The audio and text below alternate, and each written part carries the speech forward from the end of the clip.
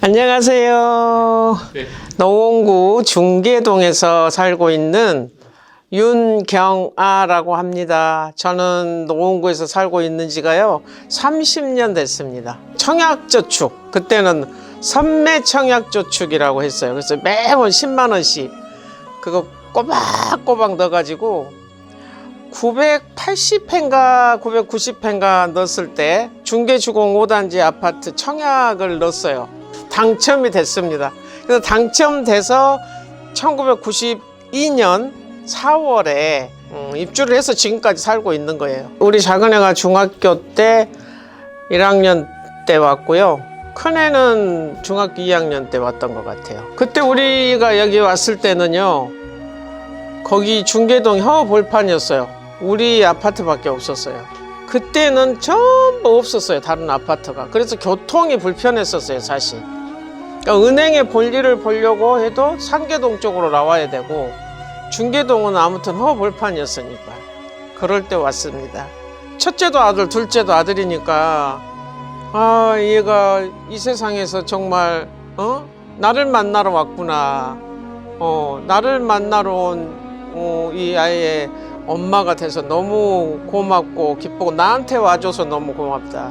특히나 이제 저희 친정은 딸만 5이었어요. 딸만 5인데 제가 아들을 둘 낳으니까 얼마나 좋습니까? 그래갖고 이제 우리 친정 어머니도 좋아하시고 아들 낳았다고, 엄마는 안 닮았네 이제 이러면서 했는데, 이 아이들을 데리고 고생을 많이 했죠, 사실은. 예. 먹고는 살아야 되니까. 가장 후회되는 게 우리 아이들을 그 막 그냥 엄마의 손이 정말 필요한 그 시기에 아빠가 그렇게 돼서 고생을 많이 시켰어요, 아이들을. 그래서 지금도 미안해요, 사실 제가 아이들한테. 다른 집의 아이들처럼 잘 먹이고 잘 입히고, 또 뭐 학교 다니면 과외도 좀 시키고, 또 그냥 뭐 막 메이크 옷도 입고 이제 그런 거는 안 바라지만, 아무튼 풍족하게 그렇게 못 해줬다라는 그런 후회가 굉장히 있어요, 사실은. 그 아이들을 잘 소중하게 잘 가꿨어야 되는데 잘 못 가꿨다는 그런 후회가 많이 듭니다. 아이들을 이렇게 키우면서 이제 경제적으로 어려우니까 제가 그 직장 생활을 해서 돈을 벌면서, 그러니까 애들을 잘 케어를 잘 못 해주잖아요. 지네들 나름대로 알아서 놀고 막 이렇게 하고 그랬는데, 우리 애가, 작은 애가, 그 먼저 간 애가 그 초등학교 들어가기 전에 엄마 강아지 한 마리 사주세요 이래요. 근데 제가 그 애를 너무 싫어해서 안 사줬어요. 근데 지금도 후회스러운 게, 그때 우리 아들 강아지를 사줬으면 얼마나 좋았을까. 엄마가 집을 자주 비우니까 혼자 집에 있잖아요, 얘가. 그러니까 애로우니까 강아지를 사주라고 했었던 거예요. 근데 그 마음을 못 읽었죠, 제가. 우리 얘가 애롭고 쓸쓸하니까 강아지하고 같이 놀려고 사달라고 했는데, 엄마는 이기심이 있어가지고 엄마가 강아지 싫어한다고 안 사줬던 엄마. 참 나쁜 엄마죠, 제가. 다 커가지고 갑자기 아침에 출근한다고 나갔어요, 집에를. 출근을 하러 갔는데 그 사무실에서 전화가 왔어요. 출근을 안 했다고. 그래서 출근을 어제 안 들어왔더라고. 애가 안 들어왔어. 안 들어왔다고. 그랬더니 출근을 안 했다고. 그래서 이제 뭐 여기저기 전화도 해보고 했는데 다 몰라요. 친구들도 다 모르고, 며칠을 이렇게 소식이 없어서 파출소에 신고를 했죠. 이제 얘가 안 들어오니까. 근데 한 일주일 정도 됐나? 산에서 사고로 혼자 죽어 있는 걸 발견을 한 거예요. 그러니까 등산을 하시는 어떤 분이 가다가 발견을 해가지고, 심정을 어떻게 얘기를 하겠습니까, 말로. 지금 왜 그러잖아요. 자식은 가슴에 품은다고. 1년 동안은 그냥 제 정신이 아니게 살았어요, 사실. 그때도 일을 할 때였어요. 그래서 국민건강보험공단의 건강백세 운동교실 강사로 활동할 때인데 경로당에서 수업을 하는데 수업을 어떻게 했는지도 모르고 그 수업하는 순간은 잊어먹죠. 근데 돌아서면 이제 막 미칠 것 같아요. 아주 어떻게 표현을 할 수가 없을 정도로 자 이건 내 잘못이구나. 내가 우리 아이를 사랑을 많이 못 주고 잘못 길러서 애가 이렇게 됐나, 내 탓이다. 그리고 막 못해줬던 것들, 그런 것들이 막 생각나고 좀 더 잘해줄 걸, 그 강아지 한 마리 그때 사줄 걸, 막 그런 것들. 그랬으면 애가 좀 정서적으로도 더 피폐하지 않았을까 하는 그런 생각도 들고, 엄마가 이제 그 엄마로서의 역할을 제대로 잘 못해가지고 농사를 망친 거잖아요. 자식 농사를. 그러니까 지금 생각하면요, 아들 둘, 딸 둘 이렇게 낳고 싶어요. 제가 죽어서 다시 태어난다면. 근데 이제 작은 아들을 생각하면 내가 이 자식 따라서 가야 되나 막 이런 생각 들 때가 있었는데, 남은 아이 때문에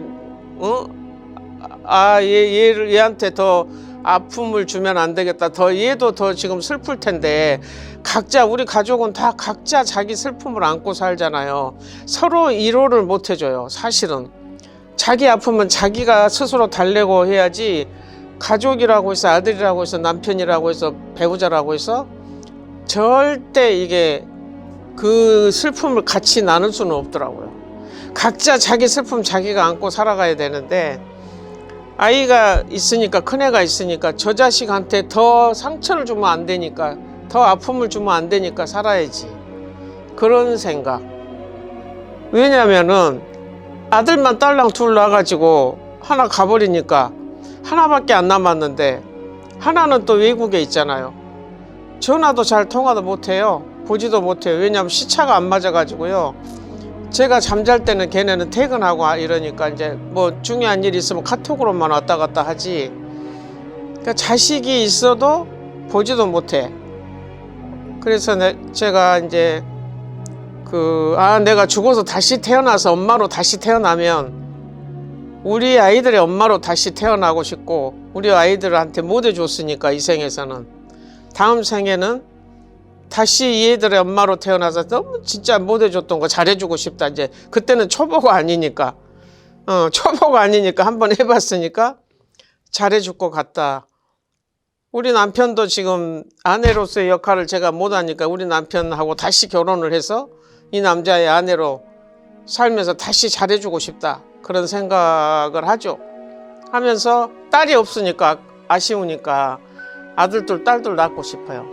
저는 등 밀어줄 사람 없으니까, 코로나니까 등 밀자고도 못 하잖아요. 옆에 있는 사람하고 혼자 막 이렇게 하고 오니까, 딸이 있으면 같이 등도 좀 밀어주고, 그래서 죽어서 다시 태어나면 정말 아들 둘, 딸 둘 낳아서 잘 키워주고 싶다 하는 생각이 들어요. 제가 어쩔 때는 그런 생각해요. 야 자식아, 엄마 할머니 되고 싶다. 할머니 되고 싶다. 나는 언제 할머니 될까? 이렇게 애들 보면 막 이렇게 막 손자 손녀 막 자랑하고 이런 거 하면은요, 저는 할 말이 없어요. 사실 할 말이 없고, 나도 할머니 될 준비가 돼 있는 사람인데 왜 나한테는 이 병아리 같이 이쁜, 천사 같은 이쁜 애들이 안 올까? 언젠간 오겠지. 와주라 빨리. 우리 아들한테 결혼하란 말 못해요. 왜요? 우리 아들이 전에 외국에 있는 뭐 20몇 살 먹은 애하고 얘기를 사귄다고 얘기를 하길래 제가 딱 반대했거든요.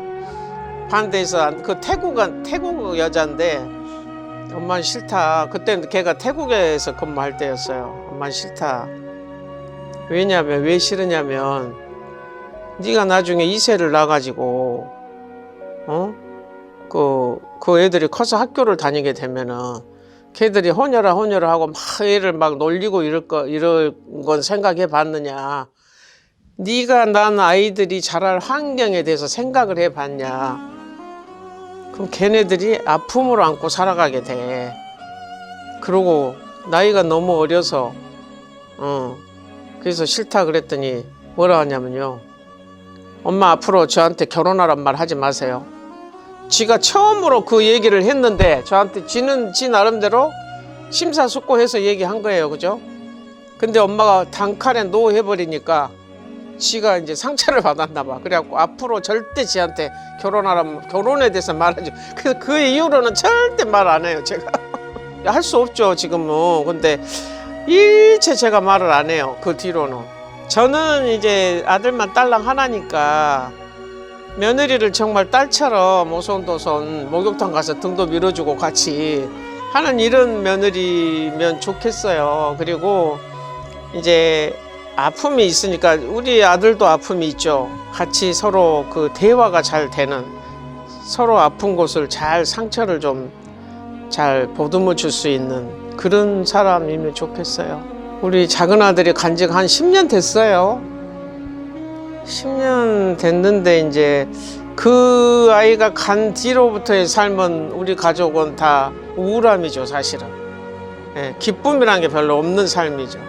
그 뭐가 제일 괴롭냐면요, 전철을 타고 가는데 딱 우리 애하고 비슷한 애가 앉아 있어요, 건너에. 얼마나 울었는지 몰라요. 어머, 저 새끼 꼭 우리 아들하고 똑같네. 그래서 사실은 제가 이제 그 우리 국민 가수 박창근 가수가 그 1등 국민 가수인데, 딱 박창근 가수가 경연에, TV조선 경연에 딱 첫 해에 나와가지고 마스터 뭐 예심이라고 나와서 그날들 부르는데, 기타 치고 그날들 부르는데 아주 깜짝 놀랐어요. 우리 아이가 거기서 보였거든요.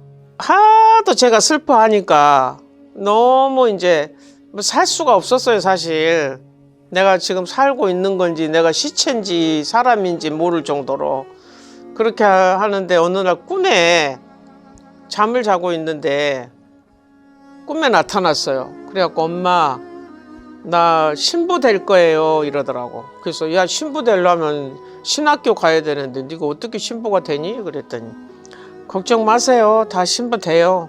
그러니까 엄마 슬퍼하지 마요 이제. 제가 그래서 그 꿈을 꾼 다음부터는 마음을 좀 많이 놓은 게, 아, 우리 아들이 하늘에서 하느님 옆에서 신부님 하고 있구나.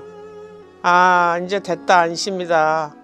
그렇지만 저는 엄마의 입장에서는 제가 잘 못해서 아이가 먼저 간 것 같아 갖고 죄스럽고 미안하고, 우리 아들 이 다음에 엄마가 죽어서 다시 태어나면 네 엄마로 다시 태어나서 잘해줄게, 이 얘기하고 싶어요.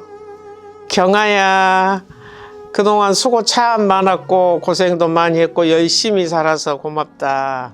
근데 돈 벌어서 안 쓰고 맨날 그렇게 마스크 쓰고 다닌다고 얼굴에 화장품도 안 바르고 그냥 요만큼씩 바르고 아껴서 바르고 했는데, 이제 그러지 말고 이제 네 얼굴에 심폐소생술을 좀 해라 네가.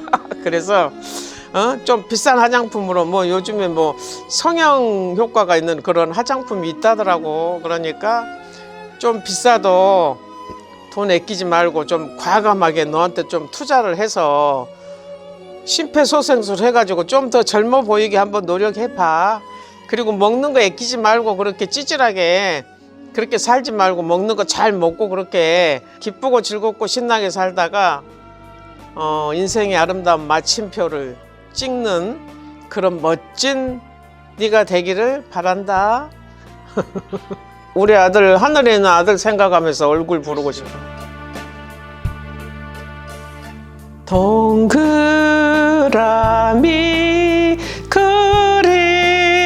그리려다 무심코 그린 얼굴,